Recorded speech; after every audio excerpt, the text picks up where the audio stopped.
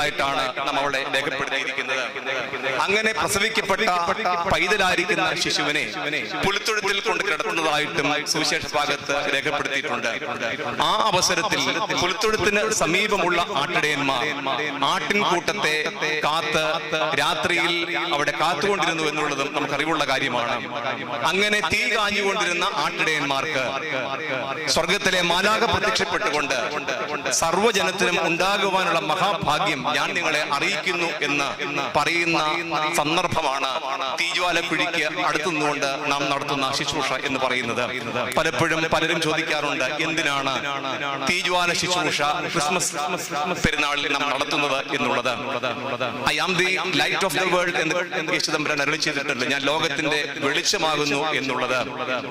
മാത്രമല്ല, ഏത് മനുഷ്യനെയും സത്യത്തിലേക്ക് കൊണ്ടുവരുന്ന സത്യപ്രകാശമായിരുന്നു